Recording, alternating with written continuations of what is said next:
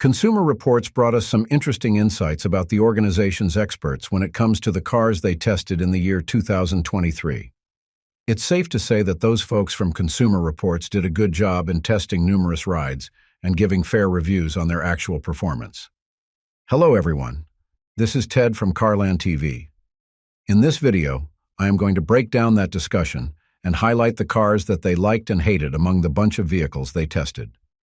Before I start, I would like to ask you the favor of hitting the subscribe and notification bells. They help the channel a lot. Now buckle up and let's get back to the video.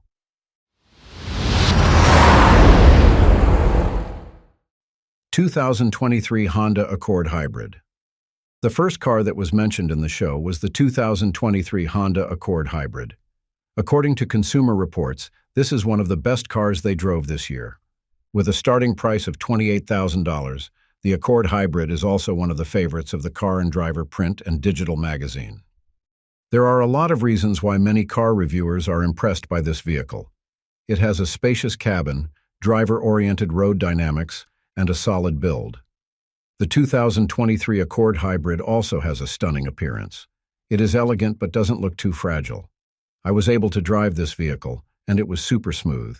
It has a lot of power on it, and it's almost quiet on the inside. Furthermore, the 2023 Accord Hybrid offers a stellar hybrid powertrain, except for the two least expensive trims. The entry-level LX and EX trims are powered by a turbocharged 1.5-liter four-cylinder engine that generates up to 192 horsepower. Consumer Reports recommends acquiring higher trims, such as the EXL Hybrid. Priced around $34,000, this one gives you a 204 horsepower powertrain, an oversized 12.3-inch infotainment display, leather upholstery, dual-zone automatic climate control, and other modern niceties. 2023 Honda CRV Hybrid. This pick of Consumer Reports is something I really agree with. Over the recent years, the Honda CRV has captured the hearts of many SUV buyers. It is practical but never felt cheap. It feels premium and offers excellent road manners, things you wouldn't expect from a car priced at $29,000. The 2023 model year of the CRV arrived with a new exterior and interior design, enabling it to stand out in a highly competitive SUV segment. Its body has been expanded a bit to offer more passenger and cargo space. The interior, specifically, is quite similar to the attractive design of the Honda Civic and is studded with a high-tech infotainment system. This CRV also includes a myriad of standard driver assist features, making it an extra safe vehicle to drive.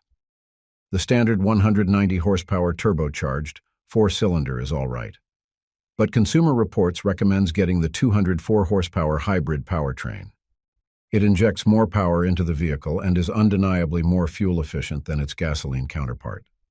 Here, you have the option to get either the Sport Hybrid, which is about $33,600, or the Sport Touring Hybrid, which sits at $40,400.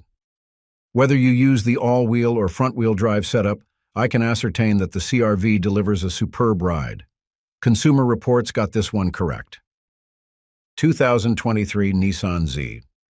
Unlike the first two cars Consumer Reports mentioned, the Nissan Z isn't a practical vehicle. It's a sports car, for Pete's sake, and I am kind of torn with this choice. Of course, I am always driven to get the best value out of my hard-earned cash, so I am not too keen on acquiring expensive cars like this one. Of course, this doesn't mean the Nissan Z is bad. In fact, it is an excellent car, especially if your primary motivation for getting one is experiencing an exhilarating time on the road. Priced at $42,000, the Nissan Z has a perky twin-turbo V66 engine as its standard engine. It can generate a whooping 400 horsepower on the road. Its standard rear-wheel drive can be paired with a 6-speed manual or 9-speed automatic transmission. The handling of the Nissan Z is mind-blowing. It is fun to drive, especially if you are into manual transmissions. The 6-speed manual transmission of this car is definitely engaging and responsive. On the downside, the manual transmission isn't that fuel efficient as compared to the automatic. Furthermore, rival cars like the Toyota GR Supra have better reflexes than this one, and its cabin is a bit loud for my liking. Now let's go to the cars experts from the Consumer Reports didn't like. I have to give you a caveat though. Some of these cars actually have high owner satisfaction. Hence, these aren't bad vehicles exactly. But of course, I am going to give you the reason why they didn't appeal to the Consumer Reports critics. 2023 Rivian R1S. Honestly, Rivian R1S being placed here can actually cause a controversy. Honestly, a lot of people love this car despite how pricey it is. The base model starts at $80,000, so it isn't exactly something that anyone can get while shrugging off. Of course, its price is matched by its upscale features. It has spacious 3 rows of seats, an all-electric powertrain, and modern driver and safety components. Similar to its pickup sibling R1T, the R1S is an ultra-fast SUV. Tests suggest that it can hit 60 miles per hour in just 3 seconds. Its handling is also great, especially for an SUV that is as big as this one. So why this vehicle wasn't favored by the folks from Consumer Reports? Well, it is about how this car drives. I have no experience driving the RS1, so I can't really confirm this. But I do have experience riding R1T, and it was really smooth and driver-oriented, according to the testers of Consumer Reports. This one doesn't have an excellent driving demeanor. One even said that it is a bit nauseating. It has poor ride controls, which is quite appalling given its price. Furthermore, its steering is out of sync and can't be trusted in drives where reflexes matter the most. Other folks who owned this vehicle mentioned that it is too floaty despite being a large SUV. My assumption is that the R1T has a better driving demeanor than this one. 2023 Alfa Romeo Tonale. The next least liked car by Consumer Reports is the Italian Alfa Romeo Tonale. The one that hit the American market is more powerful than the Tonale Europeans drive. Specifically, the US Tanali is equipped with a 256 horsepower, turbocharged 2-liter, 4-cylinder engine with a single electric motor, an all-wheel drive, and a 9-speed automatic transmission. Notably, the Alfa Romeo Tonale is a car based on an old platform from which the Dodge Hornet and Jeep Compass were derived. It's a plug-in hybrid electric vehicle and is available in different trims, with prices ranging from $42,900 to $47,500. Now, the Alfa Romeo Tonale features a mild hybrid system, but unlike other cars, the Tonale can run on slow speeds by its electric motor alone. Meanwhile, its gas engine is eager and robust. The real problem starts when these two power sources are working together.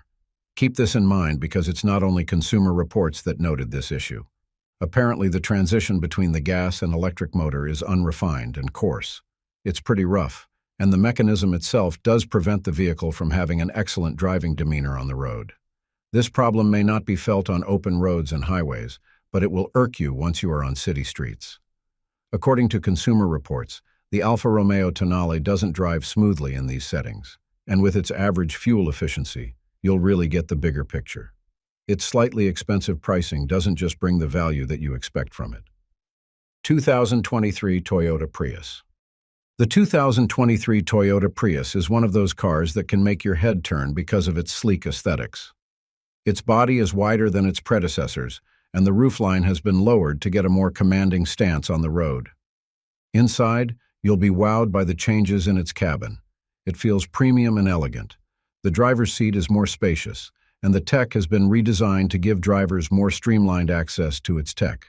All of these design changes were part of the TNGAC platform Toyota introduced to the latest versions of Prius. Now, not all welcomed these changes, though. Others thought that Prius was trying to match Tesla, which is not necessary. Because the car is more compact than its predecessors, it doesn't have enough room on its rear cargo. Honestly, it is just too narrow and shallow, and I have to agree with this particular comment. Furthermore, it's not only Consumer Reports how bad its windshields are. It's tiny and sits really in front of your face. It's kinda distracting in my opinion. Furthermore, it revs too loud. It's not slow, but the way it gains speed is too rough.